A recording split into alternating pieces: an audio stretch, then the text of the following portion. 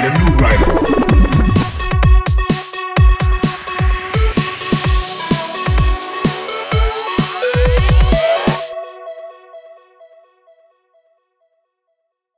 What's up, ladies and gentlemen, and welcome back to another episode of Sunday Night on the Sticks. Today, we're going to do something a little bit different.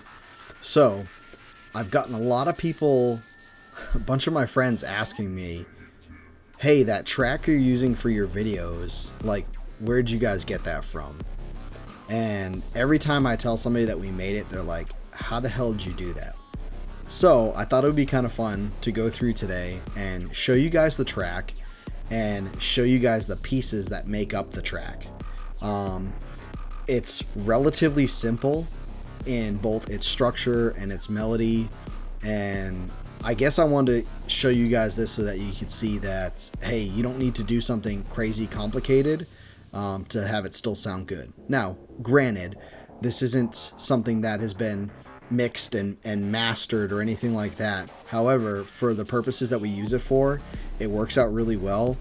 And yeah, so I just thought it'd be kind of fun to show you guys how we went through and the pieces that we put together in order to make this track. So right now what I'll do is I'm just going to go through the patterns so you guys can hear the individual parts, and then we'll go back through and I'll explain like why we chose to put certain things together and all that. So let's get into it. So here's the song as it sits.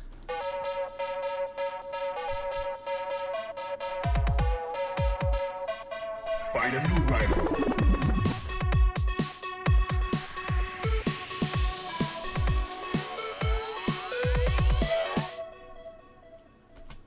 And then that fades out.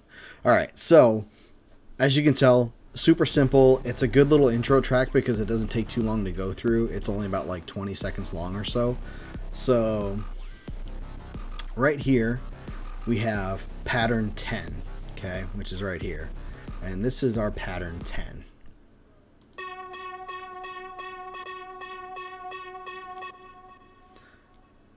So something super simple. And what we're using is the Poison, I guess you can call it. This is an add-on for Fruity Loops, and it's kind of nice because a lot of the times when I'm making my melodies and stuff, I tend to use a MIDI controller that has keyboards on it, and it also has these same knobs for modulation and pitch bend. So testing it out on this, and then also teaching myself parts on the keys, so that way we can try different timings or a different melody or something like that. It helps a lot. And this thing actually has a lot of cool different things you can change on here, you know, all the balance and stuff like that, and the filters and all that stuff. So that's what we're using for pattern number 10. So we'll just go right into the next one here. So I'm basically just going to go right down the list. So you can see there's not very much that this track is made out of. It's only 7 tracks in the whole thing. So it's pretty simple, and yeah, it's nice that it's set up that way. So this right here is using the same thing, which is why the pitches or the sounds are going to be similar to the first thing. But what we're doing here is the melody for it. So let's let you listen to this.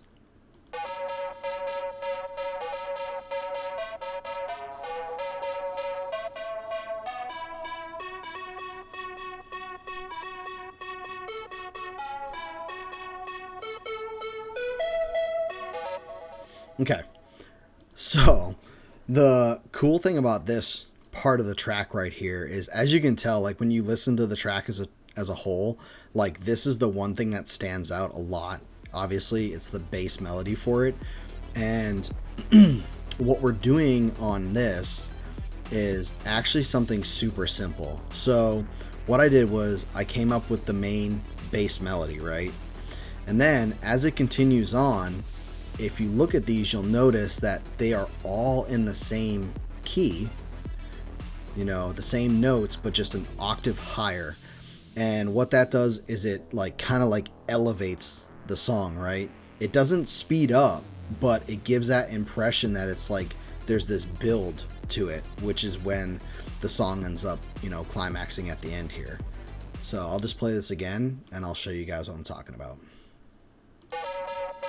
So here's the initial first octave, right? And then right around here is where we build up.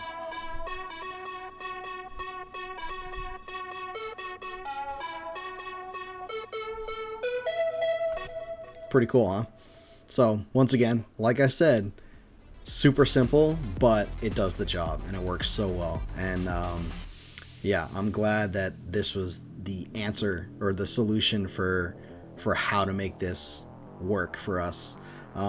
Like I said before, it's only like 20 seconds long or so, which is like a perfect length for some kind of introduction to our channel. So it just so happened to work out. And once I came up with this first kind of like riff or whatever, this first melody, I was like, all right, I don't want to keep adding and adding and adding, but I was like, all right, how can I take this and keep it cohesive? So I decided to move it up an octave and we tested it out and we thought it sounded good, so we just ran with it. It's pretty cool.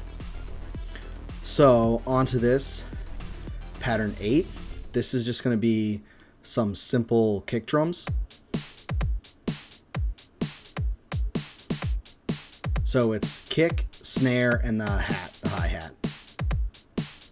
So nothing crazy, but like I said, sometimes for stuff like this, simple's best.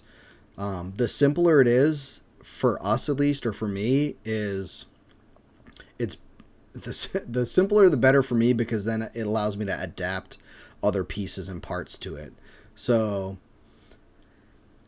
I'm going to skip this one right here and we're just going to go on to 5, because this one is also some more drums, but you'll notice it's just this little 4-beat,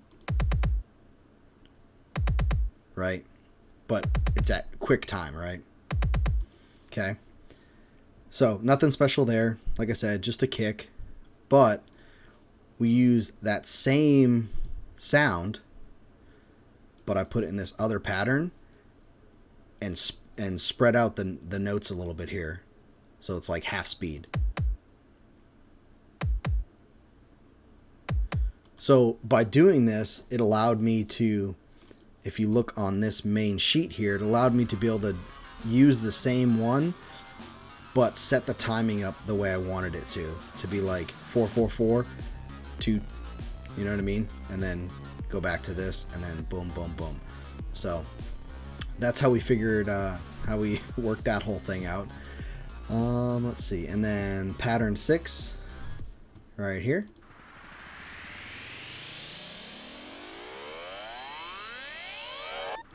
So all that is what would be called like a riser, right? So it's used a lot in like, you know, techno or dance music or dubstep and stuff like that. And it's basically just like it makes your ear, like, it gives the impression of like something like amping up, right? Like something charging up or firing up, or, you know what I mean? Something like that. So the way we made that is we ended up using a crash, just a crash cymbal, right? Like on the drums. But then we changed the velocity and stuff like that and amped it up so it raised the pitch of it as it started to extend, which is how we got that effect. So once again, super simple, but it works. And when we go through the track again, I'll explain to you why this works so well. And then let's see. So right here. So as we were going through this, we were trying to think back to like the arcade days, right? Like when you would go into the arcade and you just hear all these machines just like screaming for your attention, right? So one of the things that used to like fire me up when I'd go into the arcade is you'd hear like the Marvel vs. Capcom cabinet like screaming at you, and Street Fighter and stuff like that. And we wanted to do something similar. So this is that track right here. Now, find a new rival. Pretty cool.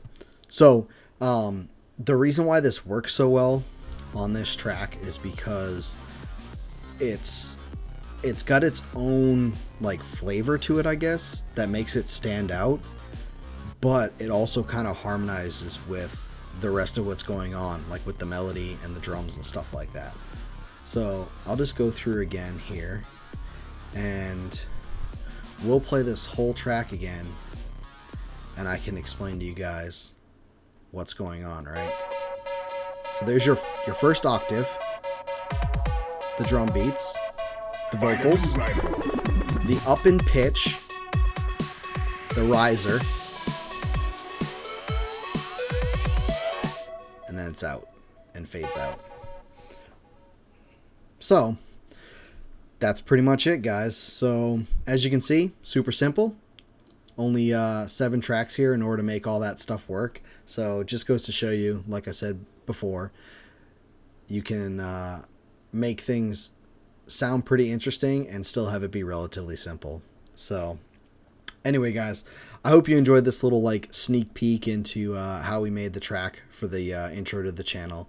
If you guys like this, maybe consider subscribing to the channel.